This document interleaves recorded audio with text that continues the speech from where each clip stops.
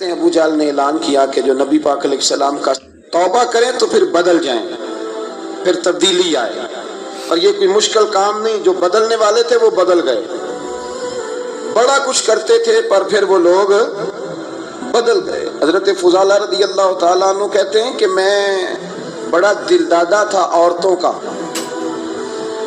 اور میرا ماحول یہ تھا کہ میں قتل بھی کر لیتا تھا، معاذ اللہ چوری بھی کر لیتا تھا، اور رات میری طبیعت تھی معاذ اللہ نئی سے نئی عورت کے پاس جانا۔ کہتے ہیں ابو جہل نے اعلان کیا کہ جو نبی پاک علیہ السلام کا سر اقدس معاذ اللہ کاٹ کے لائے گا، نقل کفر کفر نہ باشد، 100 سرخ اونٹ انعام ملے گا۔ تو میں نے ارادہ کر لیا کہ میں بہت سارا انعام حاصل کروں گا۔ قرآن مجید میں نا اللہ فرماتا ہے کہ بہت سارے لوگ ایسے ہیں جنہیں اگر میں رزق میں کشادگی دے دوں، زیادہ پیسے دے دوں، فرمایا باغی ہو جائیں، وہ سرکش ہو جائیں۔ یہ بہت سارے لوگوں کو جو اللہ تبارک و تعالیٰ اعتدال میں رکھتا ہے تو یہ ان کے لیے بہتر ہے۔ ہر بندہ دولت کے ہوتے ہوئے نیک ہو سکتا، تو یہ اللہ اگر رکھتا ہے نا اعتدال میں تو شکر کرے اللہ کا، ورنہ تو لوگ عیاشیاں کریں، پتہ نہیں کیا کچھ کر گزرے۔ تو حضرت فضالہ کہتے ہیں کہ میں نے خنجر تیار کیا اور میں نے بغل میں اس کو چھپایا، اوپر میں نے چادر اوڑھ لی۔ اب مجھے پتا تھا ظہر کی نماز کے بعد نبی پاک صلی اللہ علیہ وسلم طواف کعبہ کے لیے، بیت اللہ شریف کے طواف کے لیے جاتے ہیں۔ کہتے ہیں میں بھی اس طرف بڑھا، رستے میں نا وہ خاتون جس کے گھر میں نے رات آنا تھا، میں نے دروازے پہ دستک دی، میں نے کہا کہ تیار رہنا، تیار رہنا، آج میں بڑے پیسے لے کے آؤں گا۔ اسے میں نے یہ کہا اور پھر میں چلا گیا بیت اللہ شریف کا طواف کرنے۔ کہتے ہیں اللہ کے محبوب بھی طواف کر رہے تھے تو میں نے بھی طواف شروع کر دیا۔ ارادہ یہ تھا کہ جہاں نبی پاک علیہ السلام میرے قریب سے گزریں گے تو موقع پا کر میں حضور کے جسم اقدس پر خنجر کھونپ دوں گا اور معاذ اللہ شہید کر دوں گا۔ کہتے ہیں حضور ایک دفعہ بھی میرے پاس سے گزرے تو میں ہمت نہ کر سکا، دوسری دفعہ بھی پاس سے گزرے تو میں ہمت نہ کر سکا، تیسری دفعہ بھی گزرے تو میں ہمت۔ نبی کریم صلی اللہ علیہ وسلم 2-3 دفعہ گزرے تو فرماتے ہیں کہ مجھے موقع نہ ملا، اس لیے کہ حضور فرماتے ہیں اللہ نے روب کے ساتھ میری مدد فرمائی، دشمن پر میرا روب طاری ہو جاتا ہے۔ فرماتے ہیں جب چکر پورے ہو گئے تو محبوب کریم نہ چھٹے چکر پہ فرمانے لگے فضالہ چکر ایک رہ گیا ہے، بے خبر ہو جو غلاموں سے وہ آقا کیا ہے، ایک پھیرا رہ گیا ہے۔ کہتے طواف مکمل ہو گیا تو محبوب میرے قریب آئے، فرمایا وہ کام کرتے کیوں نہیں جس کے لیے آئے تھے؟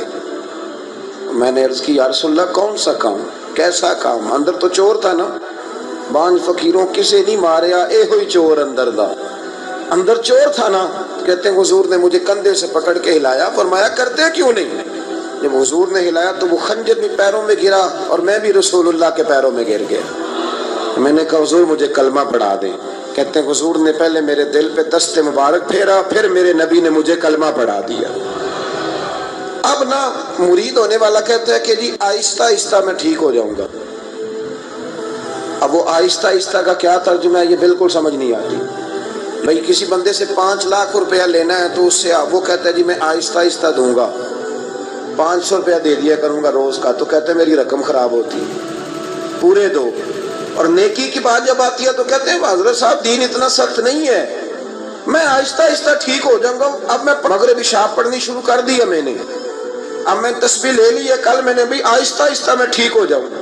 یعنی رقم لینی ہو تو وہ آہستہ آہستہ قبول نہیں ہے، لیکن اور مکان کی رجسٹری اگر کرانی ہو تو مالک مکان کہے کہ آہستہ آہستہ کرا لو، کہتے ہیں پیسے پورے دیے، سویرے چل اور بیان دے۔ یہ کیا بات ہے؟ یہاں یہ جو ہمارا ماحول تھا نا کر لیں گے ہو جائے گا، یقین کریں لوگ قبروں میں چلے گئے ہیں پر مسجدوں میں نہیں آئے، ہر کام سے لوگ ریٹائر ہوئے پر گناہوں سے ریٹائر نہیں ہوئے، آخر تک تباہی اتر گئی لیکن لوگ بدلنے کو تیار نہ ہوئے۔ حضرت فضالہ کہتے ہیں ابھی میں نے کلمہ پڑھا، ابھی میں واپس آیا، رستے میں وہ بی بی کھڑی تھی، کہتے ہیں میں وہ شخص تھا کہ عورتیں مرتی تھی میرے اوپر اور کسی کی جرت تھی کہ وہ آئیں بائیں شائیں کرے، لیکن فرماتے ہیں میں بی بی کے پاس سے گزر گیا، پہلے تو اس کا خیال تھا رکے گا، لیکن جب میں رکا نہ تو دروازے پہ آئی، اور جب میں گزر گیا تو اس نے آواز دی، لیکن میں نے سنی انسنی کر دی، جب آگے بڑھا تو میرے پیچھے دوڑی، فرماتے مجھے پکڑ کے کہنے لگی فضالہ تجھے کیا ہوا، تو وہی نہیں جو یہاں سے گیا تھا؟ آپ فرماتے میں کبھی نہیں رویا تھا، میں کبھی نہیں رویا تھا۔ اور جب کہا نا تو وہی نہیں، کہتے میں نے سر اٹھایا تو میری آنکھوں میں آنسو تھے۔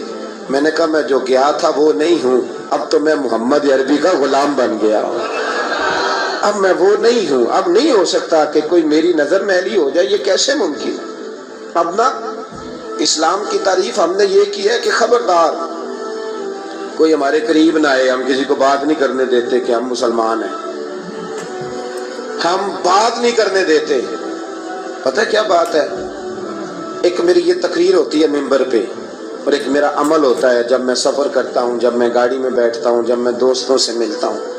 جب ان دونوں باتوں میں تضاد آتا ہے نا، تضاد، تو لوگ تقریر کو جذبات نہیں کہتے، ایک فن بن جاتی ہے تقریر۔ آپ کو پتہ ہے نا وائزین نعت خواں کہتے ہیں میں نے محفل لوٹ لی، پھر لوگ شمار کرتے ہیں کتنے لوگوں نے سبحان اللہ کہی، پھر لوگ شمار کرتے ہیں کہ آج 5 بندے روئے بھی تھے جب میں تقریر کر رہا تھا۔ تو پھر یہ فن ہے، یہ جذبات کا اظہار۔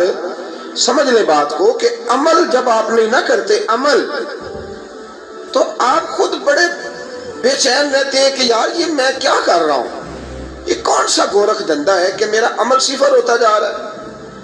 ہمارے ایک استاد تھے تو وہ فرمایا کرتے تھے کہ اگر پڑھے لکھے آدمی کو تم بے عمل دیکھو تو اس سے دور ہٹ جایا کرو، ورنہ تمہیں بھی بے عمل کر دے گا۔ میں نے ان سے عرض کی، میں نے کہا حضور یہ کیا ہے؟ تو فرمانے لگے اپنے حضرت صاحب سے پوچھنا، وضاحت کریں گے۔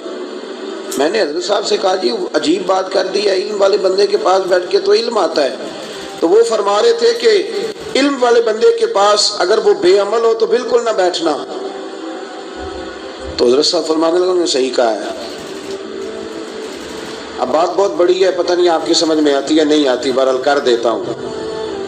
پڑھا لکھا بندہ اگر بے عمل ہو تو اس کے پاس، تو میں نے کہا حضور کیوں؟ فرمانے لگے اس لیے کہ وہ اپنی بے عملی پر بھی دلائل دے گا، وہ بے عملی پر بھی دلیلیں قائم کرے گا کہ یہ وجہ ہے تو اس لیے میں ایسے کر رہا ہوں۔ تو چونکہ وہ بے عمل ہے اور ہے پڑھا لکھا، نبی کریم صلی اللہ علیہ وسلم کے غلام نہ پل بھر میں بدل جاتے تھے۔